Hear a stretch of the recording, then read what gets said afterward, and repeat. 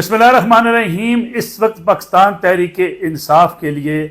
سب سے بڑی مشکل یہ ہے کہ انہوں نے اپنے اراکین قومی اسمبلی اور اراکین سینٹ کو کسی نہ کسی طریقے سے محفوظ جگہوں پر جو ہے وہ پہنچانا ہے، کیونکہ تحریک انصاف کی طرف سے یہ بار بار کہا جا رہا ہے کہ ان کے لوگوں کی گرفتاریاں ہو سکتی ہیں، ان کے لوگ جو ہے آگے پیچھے کیے جا سکتے ہیں، کیونکہ ایک بڑا خطرہ تحریک انصاف کو اس بات کا ہے کہ اگر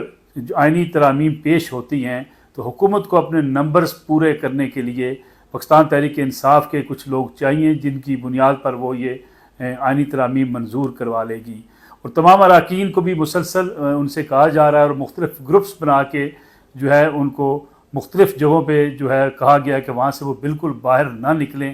اور پارٹی کی جو لیڈرشپ ہے انہوں نے مختلف نمبرز اور مختلف جو کوآرڈینیٹر ان کے مقرر کر دیے ہیں کہ فلاں جو ایم این ایز ہیں وہ فلاں کے ساتھ رابطے میں رہیں گے، فلاں سینیٹرز جو ہیں وہ فلاں کے ساتھ رابطے میں رہیں گے، اور پھر جب آئینی ترامیم حکومت پیش کرے گی اس وقت تمام لوگوں کو اکٹھا کر کے جو ہے وہ پارلیمنٹ کے اندر لایا جا سکے۔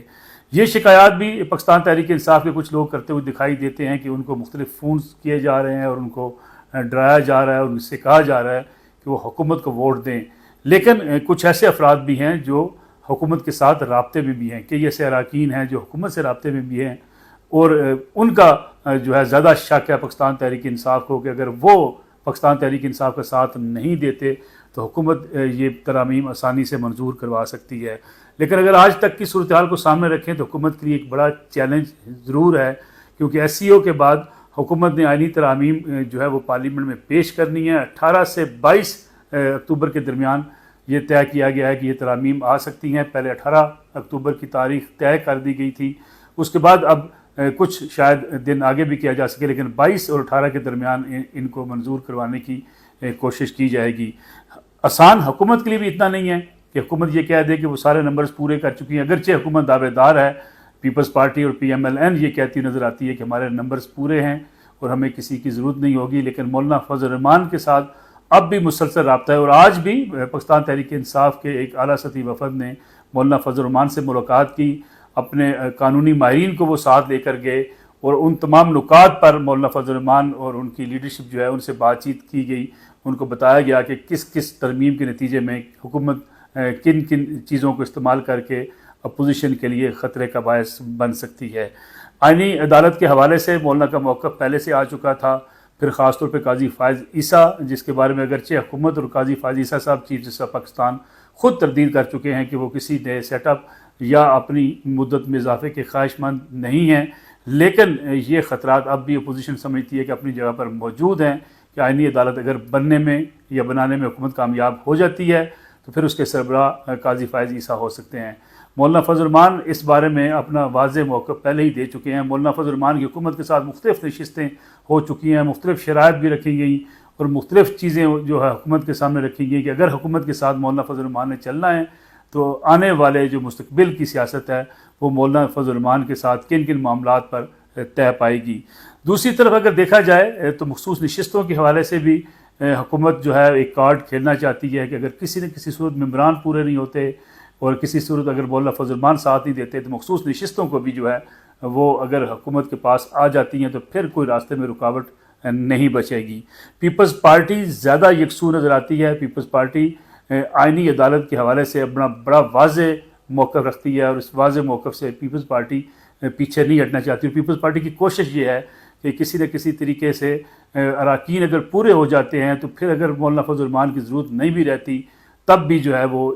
جو ہے ترامیم کو منظور کروایا جا سکتا ہے۔ البتہ اگر یہ کہا جائے کہ اس وقت معاملہ حکومت کے لیے بہت آسان ہو چکا ہے تو ایسا بھی ہوتا ہوا فی الحال آج کے روز تک تو دکھائی نہیں دیتا۔ حکومتی دعوے اپنی جگہ پر کہ انہیں جو ہے مطلوبہ جو تعداد ہے وہ پوری کر چکے ہیں، اگر مطلوبہ تعداد پوری ہو چکی ہوتی تو پھر مخصوص نشستوں پر حکومت نگاہ رکھ کے نہ بیٹھی ہوتی۔ دوسری طرف اگر دیکھا جائے تو تحریک انصاف کے لیے ایک بڑی مشکل اس وقت یہ ہے کہ جو عمران خان صاحب کے ساتھ ملاقاتوں پر پابندی لگا دی گئی ہے۔ اب جو ہے 18 تاریخ تک یا آئینی ترامیم تک اگر عمران خان صاحب کے ساتھ رابطے نہیں ہوتے، چونکہ پہلے رابطے ہو جاتے تھے، ان کی بہنیں ان سے مل لیتی تھی، پارٹی کی لیڈرشپ وکلاء ان سے مشاورت کر لیتے تھے، اور کچھ احکامات ان کے ذریعے پارٹی لیڈرشپ کے لیے پہنچ جاتے تھے۔ اب خاص طور پہ اگر دیکھا جائے تو عمران خان صاحب کی ان ملاقاتوں پر پابندی کے بعد پاکستان تحریک انصاف کو اس مشکل کا سامنا ہے اپنی جگہ پر، کیونکہ ان کے جو مختلف اجلاس ہوئے ان اجلاس کے اندر بھی پارٹی لیڈرشپ کے مابین بھی اختلافات کھل کر سامنے آ گئے تھے۔ علی امین گنڈا پور صاحب پر تنقید بھی کی جاتی ہے، ان کے اس پورے کردار کو اب اس وقت پارٹی میں شک کی نگاہ سے بھی دیکھا جا رہا ہے، لیکن عمران خان صاحب کی طرف سے چونکہ رابطے بند ہونے کی وجہ سے کوئی ایسا موقف بھی سامنے نہیں آ پایا جس کے نتیجے میں پارٹی جو ہے وہ چیف منسٹر کے پی کے حوالے سے اپنا موقف واضح کر پاتی۔ اور آخری مسئلہ جو اس وقت درپیش ہے آج کے دن، وہ بڑی مشکل صورتحال رہی، خاص طور پہ جو ہے وہ پی ٹی ایم پر پابندی لگنے کے بعد انہوں نے جو جرگہ بلایا اس پہ لا اینڈ آرڈر کی صورتحال جو خراب ہوئی، یہ بھی ایک بڑا اہم چیلنج ہے خاص طور پہ پاکستان تحریک انصاف کے لیے، کیونکہ وفاق نے اس جماعت کے اوپر پابندی لگا دی ہے، کسی ایسے جرگے کو ہونے سے روکنے کی کوشش کی ہے، روکا جا رہا ہے، کیونکہ یہ اطلاعات اور یہ اپنی جگہ پر موجود ہیں کہ اس وقت جو ہے منظور پشتین یہ مسلسل کہتے ہوئے پائے جا رہے ہیں کہ وہ علیحدگی کا اعلان کر رہے ہیں، پاکستان کے خلاف آج بھی نعرے لگے اور وہاں پہ افغانستان کے پرچم جو ہے وہ لہرائے گئے۔ اس صورتحال سے نمٹنے کے لیے کے پی کے کی حکومت کا بڑا اہم کردار ہے۔ اب ایک طرف کے پی کے کی پی ٹی آئی کی حکومت منظور پشتین سے ملاقاتیں بھی کر چکی، پی ٹی ایم کے لوگوں سے ملاقاتیں کر چکی، اور کہیں نہ کہیں دبے الفاظ میں اس پابندی کے خلاف بات کرتے ہوئے دکھائی دیتی ہے، لیکن دوسری طرف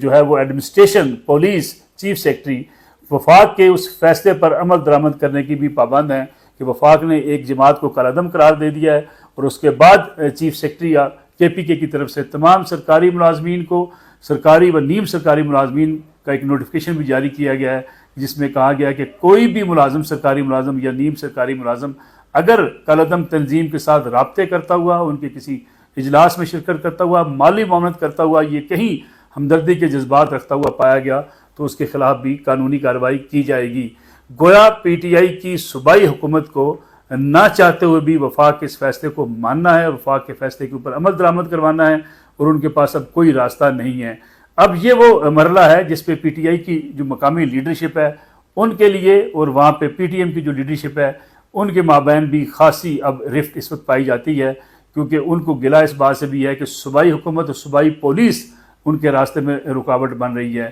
اسی طرح علی امین گنڈا پور صاحب کا بھی جو ماضی میں موقف رہا، پی ٹی آئی جب حکومت میں تھی اس وقت ان کا پی ٹی ایم کے حوالے سے بڑا ایک سخت موقف تھا، لیکن حکومت سے جانے کے بعد، وفاقی حکومت ختم ہونے کے بعد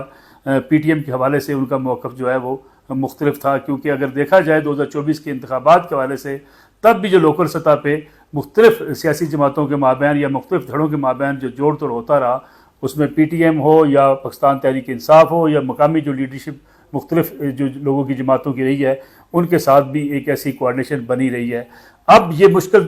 آن پہنچی ہے پاکستان تحریک انصاف کے لیے کہ پی ٹی ایم پر اگر پابندی ہے، اس پابندی پر عملی نفاذ صوبائی حکومت کا کام ہے۔ کسی بھی تقریب کو روکنا، کسی جلوس کو روکنا، کسی احتجاج کو روکنا، کسی جرگے کو روکنا، یہ کے پی کی پولیس کی ذمہ داری ہے، اور پی ٹی آئی کی حکومت کے لیے یہ فیصلے کرنا قدر خاصا مشکل ہوگا، کیونکہ وفاق کے فیصلوں کو اگر عمل درآمد نہیں کرتے تو یہ بھی مشکلات ہیں، اور اگر وہاں پہ وہ ان فیصلوں کے اوپر عمل درآمد کرواتے ہیں تو اپنے جو خاص طور پہ پشتون بیلٹ کی طرف اوپر کے جو اضلاع ہیں وہاں پہ پی ٹی آئی کے لیے مشکلات خاصی بڑھ سکتی ہیں۔